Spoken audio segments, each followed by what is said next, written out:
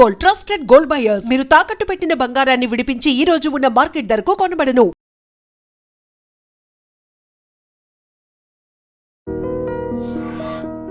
Hi hello నమస్తే, welcome back to iDream media. ఈరోజు మనతో పాటు ఉన్నారు అడ్వకేట్ ఎడ్విన్ కేదాసి గారు.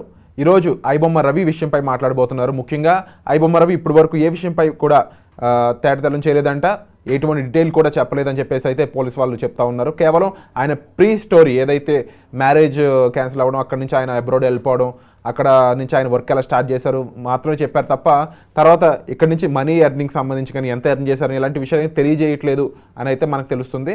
అలాగే ఆయన తరపున ఒక లాయర్ కూడా కేసు చేపట్టడం జరిగింది. వీటన్నిటిపై మనకి ఒక క్లుప్తంగా ఒక వివరణ ఇవ్వబోతున్నారు. అదేంటో తెలుసుకుందాం. నమస్కారం సార్. హలో విరాట్. ఒక పక్క ఐబొమ్మ రవి ఈ కేసు ఏదైతే నడుస్తూ ఉందో దానికి ఎవరు సపోర్ట్ లేరు అనుకుంటున్న టైంలో జనాలందరూ కూడా వాళ్ళ మద్దతు అయితే తెలుపుతూ ఉన్నారు. ఇంకో పక్క ఆయన కోసం ఒక లాయర్ కూడా ఈ కేసు చేపట్టడం జరిగింది. మరో పక్క ఆయన విమర్శించిన ఆయన ఫాదరే ఇప్పుడు ఆయన సపోర్ట్ చేసుకుంటూ ఆయన గురించి చిన్నప్పుడు విషయాలని చెప్పుకొస్తూ ఉన్నారు. ఈ కేసు ఎటువైపు వెళ్ళే ఛాన్స్ ఉంది? ఈ కేసులో ముఖ్యంగా ఎటువంటి లూప్ హోల్స్ అనేవి ఇప్పుడు మన లాయర్ గారు యూజ్ చేయడానికి స్కోప్ ఉందంటారు? విరాట్, ఇక్కడ ఏంటంటే ఐబొమ్మ రవి ఒక అక్యూజ్ లాగా, కల్ప్రిట్ లాగానే అతను అరెస్ట్ కావటం జరిగింది. పోలీస్ వారు అరెస్ట్ చేయటం జరిగింది తనని. కానీ ఇక్కడ జరిగింది ఏంటంటే పోలీస్ వారు ఏదైతే ఎక్స్పెక్ట్ చేసినారో, లేకపోతే ఫిల్మ్ ఇండస్ట్రీ ఏదైతే ఎక్స్పెక్ట్ చేసిందో వాళ్ళ అంచనాలను తారుమారు చేస్తూ మొత్తం సోషల్ మీడియా కానీ లేకపోతే పబ్లిక్ కానీ ఐబొమ్మ రవిని సపోర్ట్ చేస్తున్నారు. ఏంటంటే ఒకానొక పాయింట్లో ఏమంటున్నారంటే ఐబొమ్మ రవి, ఇమ్మడి రవి మా రాబిన్ హుడ్ అని అంటున్నారు. ఇంకా అతని క్రేజ్ ఎక్కడి వరకు వెళ్ళిందంటే నాట్ ఓన్లీ ఇట్లా అంటే సోషల్ మీడియాలో ఇక్కడ స్ప్రెడ్ చేయడం కాకుండా ఆటోల మీద రాస్తున్నారు iBomma Ravi is my hero అని చెప్పేసి. ఎందుకు అంత క్రేజ్ వచ్చిందంటే ఇప్పుడు ఒకటి సెల్ఫ్ ఇది చేసుకోవాలా విరాట్, ఏంటంటే సెల్ఫ్ క్వశ్చన్ చేసుకోవాలి. ఎందుకంటే అతన్ని అంత ప్రమోట్ చేసి లేకపోతే అతను ఒక హీరో స్టేజ్కి వెళ్ళిపోయి ఇప్పుడు ఒక హీరో కన్నా ఎక్కువ అతనికి ఇమేజ్ వచ్చేసింది. ఎందుకు వచ్చింది? ఇప్పుడు మనం చేసే తప్పుల్ని మాత్రం మనం కప్పించుకుంటున్నాం, కానీ అవతలోడి తప్పుల్ని మనము పాయింట్ చేస్తున్నాము. మన తప్పులను కూడా మనం కరెక్ట్ చేసుకుంటే ఇక్కడ దాకా వచ్చేది కాదు కదా. ఇప్పుడు అతను చేసింది కరెక్ట్ అని నేను అనను, ఎవరు అంటలేదు. పైరసీస్ కాకపోతే పైరేటెడ్ చేయటం అనేది తప్పు, అది హీఈస్ లయబుల్ ఫర్ పనిష్మెంట్. కానీ అతను చేసిన పని వల్ల అతను ఎవరికి ఇది ఒక ఫిల్మ్ ఇండస్ట్రీకి అన్యాయం జరిగింది, లేకపోతే ఫిల్మ్ ఇండస్ట్రీకి లాస్ జరిగింది, కొన్ని వేల కోట్లు లాస్ అయింది పర్ ఇయర్. ఏంటంటే ప్రతి కొత్త మూవీని ఏదైతే వచ్చిందో దాన్ని ఇమీడియట్గా దాన్ని ప్రమోట్ చేస్తున్నారు. ఐబొమ్మలో వచ్చేస్తుంది, లేకపోతే అది ఇంకో టీవీ, అది బప్పం టీవీ, ఆ టీవీలో వస్తుందని చెప్పేసి అన్నారు. That's okay. కానీ ఇక్కడ జరిగింది ఏంటంటే అతనికి వచ్చే ఏది ఎర్నింగ్స్ కానీ రెమ్యునరేషన్ కానీ ఏంటంటే అతను ఒక తమిళ్ ఛానల్ నుంచి దాన్ని పర్చేజ్ చేస్తున్నాడు.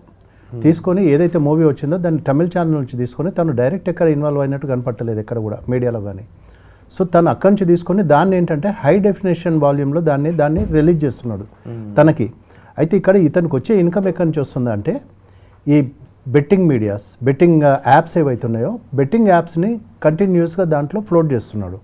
తను ఏదైతే మూవీని తను ఇది చేస్తున్నాడో, మన ప్రజెంట్ చేస్తున్నాడో లేకపోతే అప్లోడ్ చేస్తున్నాడో దాంట్లో యాడ్స్ వస్తున్నాయి, కంటిన్యూస్గా యాడ్స్ వస్తున్నాయి. యాడ్స్ త్రూ అమౌంట్ వస్తుంది. సో దాని ద్వారా తను అమౌంట్ సంపాదించుకుంటున్నాడు. ఒకటి ఏంటంటే ఒక విపరీతమైన వెంజెన్స్లో అతను ఈ డెసిషన్ లేకపోతే ఇంత దీనికి తెగబడ్డాడేమో అనిపిస్తుంది నా పాయింట్ ఆఫ్ వ్యూలో. ఏంటంటే ఒక బ్రోకెన్ మ్యారేజ్, మదర్ ఇన్లా కానీ లేకపోతే వైఫ్ కానీ నగ్మా అనే అమ్మాయిని పెళ్లి చేసుకున్నాడట. అమ్మాయితోటి మ్యారేజ్ బ్రేకప్ అయిపోయిన తర్వాత ఒక విపరీతమైన ఏంటంటే ఒక సైకో బిహేవియర్ డెవలప్ చేసుకున్నాడు. ఎందుకు అంటే తనని హ్యూమిలేట్ చేసినారట ఫైనాన్షియల్గా. నువ్వు మాతోటి తూగలేవు, వీళ్ళ రిలేటివ్స్ ఎవరైతే ఉన్నారో లేకపోతే వీళ్ళ కాంటాక్ట్స్ మొత్తం అబ్రాడ్లో ఉన్నాయట, ఈ అమ్మాయి వాళ్ళ కాంటాక్ట్స్. అతన్ని చాలా టైమ్స్ వాళ్ళు హ్యూమిలేట్ చేశారట. హ్యూమిలేట్ చేసేసి నువ్వు ఎప్పటికీ మా స్థాయికి రాలేవు, నువ్వు నీ స్థాయి ఇంతే, నువ్వు ఇంతే, ఇక్కడికన్నా ఎక్కువ బతకలేవు అంటే ఎప్పుడైతే బెట్టింగ్ యాప్స్ ప్రమోట్ చేసినాడో అతనికి అమౌంట్ రావటం జరిగింది. సో ఏంటంటే ఇండియాకు ఉన్నటువంటి ఇండియా వారసత్వాన్ని కూడా తను గివప్ చేసేసి కరీబియన్ ఐలాండ్స్కి వెళ్ళిపోయినాడు. అక్కడి నుంచి ఇదంతా స్టార్ట్ చేశాడు.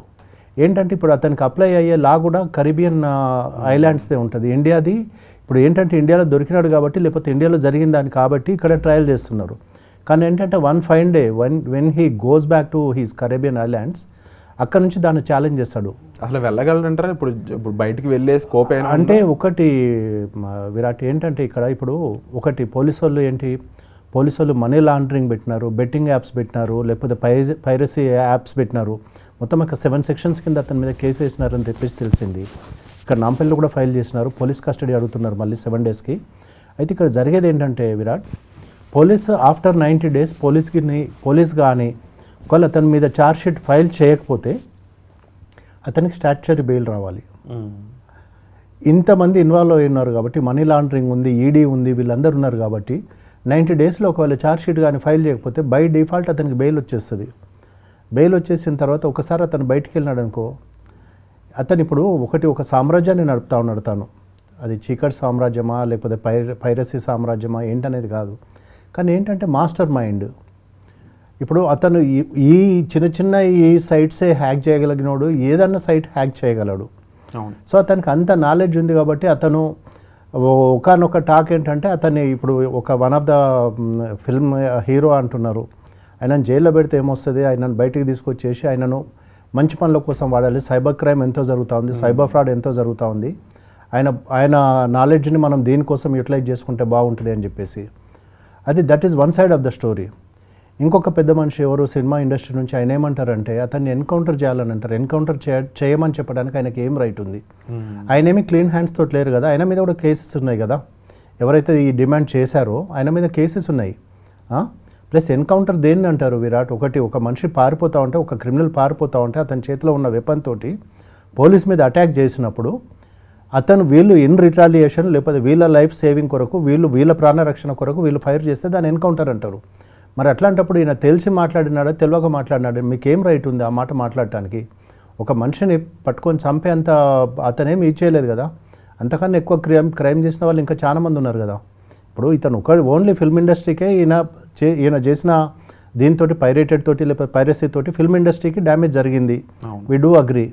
సరే, మరి ఇప్పుడు ఫిల్మ్ ఇండస్ట్రీ ఏమి క్లీన్ హ్యాండ్స్ తోటి ఉంది విరాట్? ఇక్కడ ఏంటంటే ఇప్పుడు ఒక టికెట్ 100 రూపాయలకి 50 రూపాయలకు జరిగే టికెట్లు 3 రూపాయలు లేకపోతే 10 రూపాయలు ఉన్న సినిమాలు మేము చూసినాము. నాకు గుర్తుంది, ఇప్పుడు ఒక సినిమాకి వెళ్ళాలంటే ఒక టికెట్ కొనాలంటే 450 రూపాయలు 500 రూపాయలు. వాటర్ బాటిల్ 20 రూపీస్ ఉన్న వాటర్ బాటిల్ 100 రూపీస్ 150 రూపీస్కి అమ్ముతున్నారు. పాప్కార్న్ 300 400. ఫ్యామిలీతో సినిమాకి వెళ్ళే ఛాన్స్ ఎక్కడ ఉంది చెప్పండి? అంటే ఇప్పుడు ఈ ఓవరాల్ సిచ్యువేషన్లో ఇప్పుడు ఐబొమ్మ రవి అనే పర్సన్ ఇలా థియేటర్స్ అందులో ఉండే ఫుడ్కి సంబంధించిన విషయాలు ఇంత ప్రైస్ ఎక్కువ ఉండడం వల్ల ఐబొమ్మ రవి చేసింది రైట్ అని చెప్పేసి జనాలు అంటున్నారు. కానీ ఇప్పుడు ఐబొమ్మ రవి అనే పర్సన్ ఇప్పుడు ఇది తప్ప కాదా అని చెప్పేసి పోలీసులు ఒక ప్రెస్ మీట్ పెట్టి అతను చేసింది 100% తప్పే, ఎంత నష్టం జరిగిందని పోలీసులు చెప్తా ఉన్నారు. జనాలు మాత్రం రవికి మద్దతుగా ఉన్నారు. ఇప్పుడు ఈ కేసుకి సంబంధించి ఈ కేసు అసలు నిలబడగలిగే కేసేనా? ఈ కేసు ఎంతకాలం నిలబడుతుంది? ఒకవేళ శిక్ష పడుతుందా?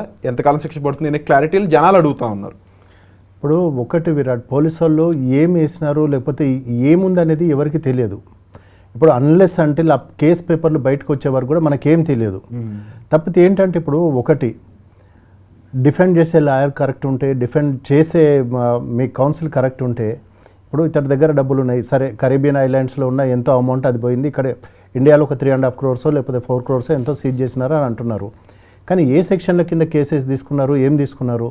సైబర్ క్రైమ్ తీసుకున్నారా, లేకపోతే మనీ లాండరింగ్ తీసుకున్నారా, బెట్టింగ్ కేసెస్ తీసుకున్నారా, ఏం కేసెస్ తీసుకున్నారు అనేది ఒకటి ఏంటంటే పోలీస్ ఇన్వెస్టిగేషన్ అయిపోయి వాళ్ళు ఛార్జ్షీట్ ఫైల్ చేసేంతవరకు కూడా మనకు తెలియదు విరాట్. ఒకటి దెన్ సెకండ్ థింగ్ ఏంటంటే నెంబర్ ఆఫ్ విట్నెస్లు ఎంతమంది పెట్టుకున్నారు.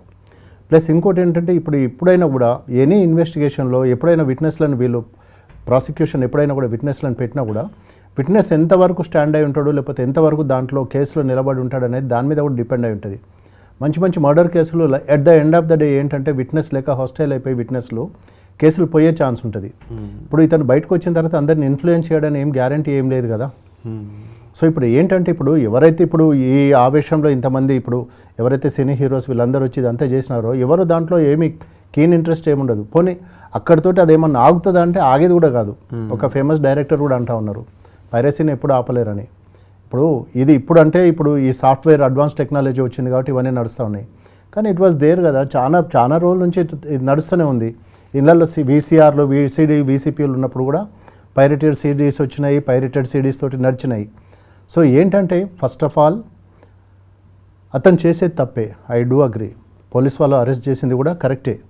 కానీ ఏంటంటే ఒకటి ఇప్పుడు వీళ్ళు ఫిల్మ్ ఇండస్ట్రీ కూడా ఏంటంటే రియలైజ్ కావాలా విరాట్, ఏంటంటే కామన్ మ్యాన్కి దగ్గర కావాలా.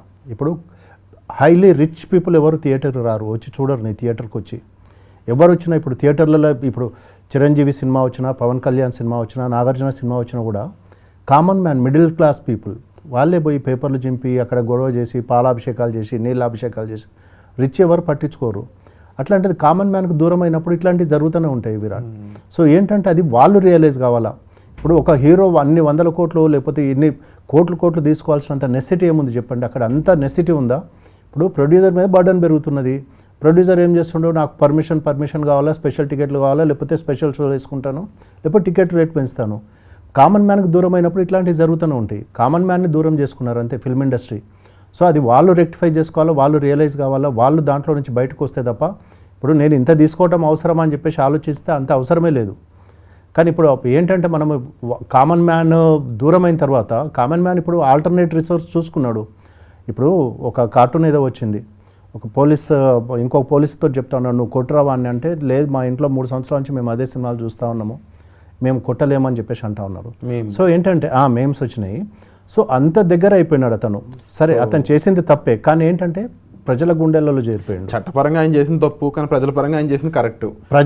ప్రజలు అప్రిషియేట్ చేస్తున్నారు, ప్రజలు దాన్ని మెచ్చుకుంటున్నారు. కాబట్టి అతను అంటే తను చేసిన తప్పని తనకు కూడా తెలుసు విరాట్. కానీ ఏంటంటే ఒక కసితో చేసినాడు. ఏంటంటే నేను కనీసం ఇట్లన్నా నేను నా ఈగోని నేను సాటిస్ఫై చేసుకుంటాను, నేను ఎట్లా లైఫ్లో ఫెయిల్ అయినా కానీ ఇట్లన్నా నేను పబ్లిక్ సింపతిలోకి వస్తా, లేకపోతే పబ్లిక్ సింపతి గెయిన్ చేస్తా అని చెప్పేసి ఒక ఫ్రస్ట్రేటెడ్ స్టేట్లో చేసినాడు అనిపిస్తుంది నాకు.